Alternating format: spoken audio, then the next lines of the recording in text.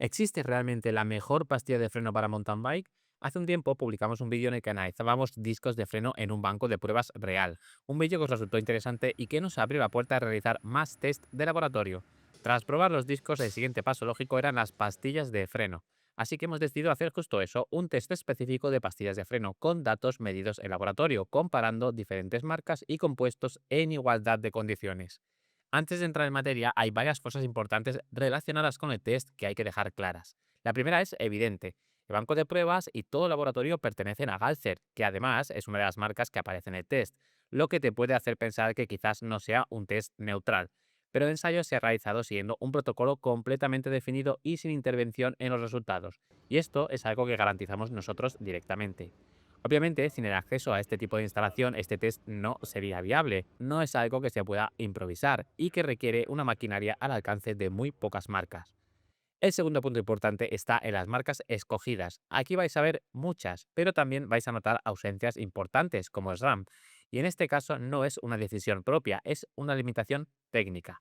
Para poder hacer el test se ha elegido trabajar con pastillas de freno Shimano XT. ¿Por qué? Pues porque es uno de los modelos más extendidos del mercado y eso hace que la mayoría de fabricantes aftermarket tengan modelos compatibles. Esto nos permite incluir muchas más marcas y hacer el test mucho más representativo, pero hay algunas marcas, como SRAM, que no tienen pastillas para este modelo. Obviamente, también hay una criba lógica para incluir solo marcas con una mínima relevancia en el mercado. El banco de pruebas utiliza una pinza Hop V4 y mediante un pequeño adaptador se pueden montar en ella estas pastillas tipo Shimano XT. Esta combinación no es casualidad. La Hop V4 permite integrarse correctamente con el banco dinamométrico, entre otras cosas porque trabaja con el líquido DOT4, que es el mismo que utiliza el sistema del propio banco. Así que las pastillas escogidas son una selección basada en las necesidades técnicas del banco de prueba y la representación real del mercado. Esto deja fuera a marcas que no fabrican pastillas en este formato, pero aún así el abanico de opciones analizadas es suficientemente amplio como para sacar conclusiones sólidas. Y el tercer punto clave, probablemente el más importante, este test no mide todo. Aquí solo se mide el coeficiente de fricción, es decir, la capacidad de frenado pura. No se mide desgaste, no se mide ruido, ni se mide tacto. Esto no te dice cuál es la mejor pastilla en general, te dice cuál frena más, cómo frena y cómo evoluciona ese rendimiento. El coeficiente de fricción es el valor que define cuánta fuerza de frenado genera una pastilla sobre el disco. Cuanto mayor es ese valor, más potencia de frenado tienes. Pero aquí no se ha medido en una sola situación, se han definido tres escenarios de uso. Baja velocidad, entre 10 y 20 km por hora. Velocidad media, entre 25 y 35 km por hora. Y alta velocidad, entre 40 y 50 km por hora.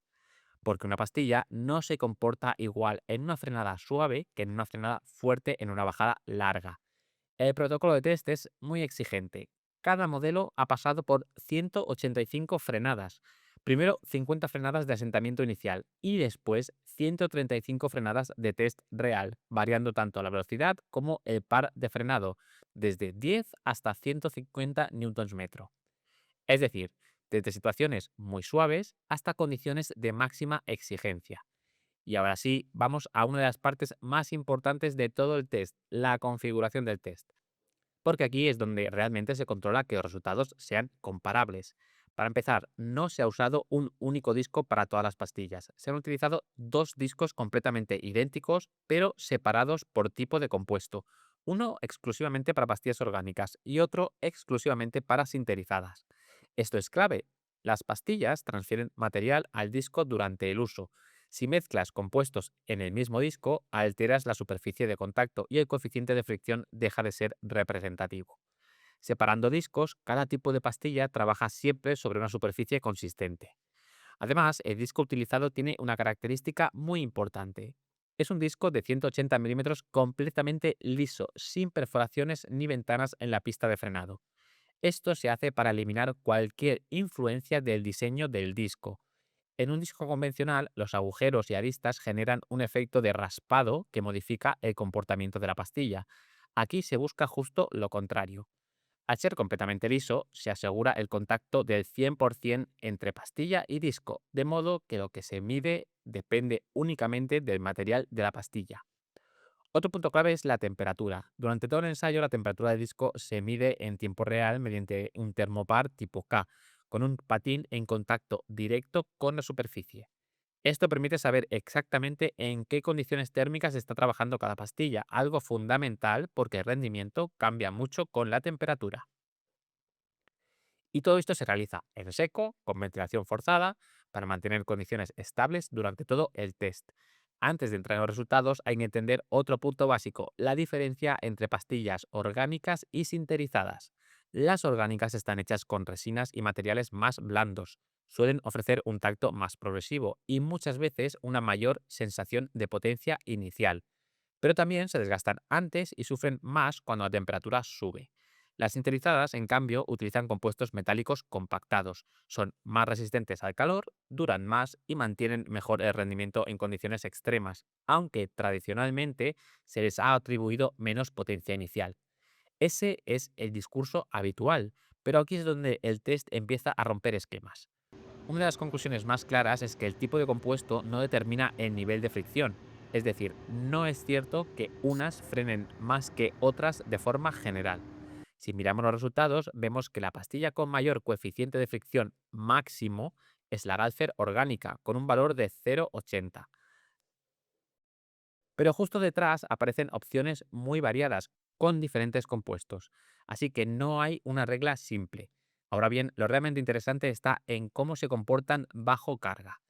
Las pastillas con mayor coeficiente de fricción tienden a perder rendimiento cuando la frenada es más exigente, es decir, a mayor velocidad y mayor par, mientras que otras con valores más moderados mantienen un comportamiento más estable. Esto tiene una traducción directa en el uso real. Una pastilla puede parecer espectacular en una frenada puntual, pero perder eficacia en una bajada larga. Y otra puede no destacar tanto en cifras máximas, pero ser más consistente cuando realmente la necesitas. También hay otro detalle interesante. En frenadas suaves, muchas pastillas no muestran todo su potencial, necesitan cierta carga para empezar a rendir al máximo. Os hemos dejado un link en la descripción donde podéis encontrar un gráfico para entender en qué condiciones frena mejor cada una de las pastillas probadas. Y ahora viene una parte delicada, porque no todas las pastillas compiten en igualdad de condiciones. Hay otro punto importante que añade contexto a todo este test y que hemos podido confirmar hablando directamente con un técnico de Galfer. Existe una normativa internacional, la conocida como R90, que define unos requisitos mínimos de seguridad y rendimiento para las pastillas de freno. El problema no es que no exista esa normativa, sino que en el mundo de la bici todavía no se aplica de forma real ni se controla en el mercado. Y esto conecta directamente con otro aspecto clave. En Europa hay materiales que están prohibidos en la fabricación de componentes de fricción por motivos medioambientales y de salud, pero muchas pastillas de mercado se fabrican fuera de Europa, especialmente en Asia. Aquí aparece un vacío importante, porque no existe una certificación clara que garantice que todos estos productos cumplen exactamente con las mismas restricciones. Eso no significa que no las cumplan, pero tampoco hay una forma sencilla de asegurarlo. En la práctica, esto genera una situación en la que algunos fabricantes sí asumen el coste y las limitaciones de homologar y adaptar sus productos, mientras que otros pueden no hacerlo, lo que crea una competencia desigual. Y esto abre un debate importante, porque si no todos parten de las mismas reglas en cuanto a materiales y certificaciones, en un test puramente de rendimiento como este, el punto de partida tampoco es el mismo y eso puede influir en los resultados. Y con todo esto, volvemos a la pregunta inicial. ¿Existe la mejor pastilla de freno para mountain bike? La respuesta es clara, no existe una única mejor pastilla. Existe la mejor para tu uso. Si buscas máxima potencia, hay opciones que destacan claramente. Si buscas consistencia en bajadas largas, otras pueden ser más interesantes. Y si sumas factores como desgaste, ruido o tacto, la elección cambia completamente. Lo que sí queda claro es que muchas de las ideas que damos por hechas no son tan simples como parecen. Hasta aquí hemos valorado solo el rendimiento, pero las pastillas de frenos son un elemento de desgaste y, por tanto, uno de los componentes que tendremos que comprar de forma más recurrente. Así que el precio es un factor vital a la hora de escoger unas pastillas en concreto.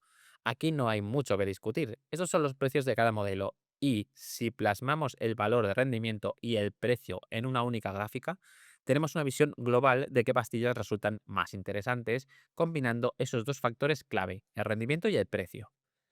Así que ahora tenéis los datos encima de la mesa: rendimiento, comportamiento y también precio. A partir de ahí, la mejor pastilla no es una, es la que mejor encaja con tu uso y presupuesto. Dejadnos en los comentarios cuáles usáis vosotros y si vuestra experiencia coincide con estos resultados.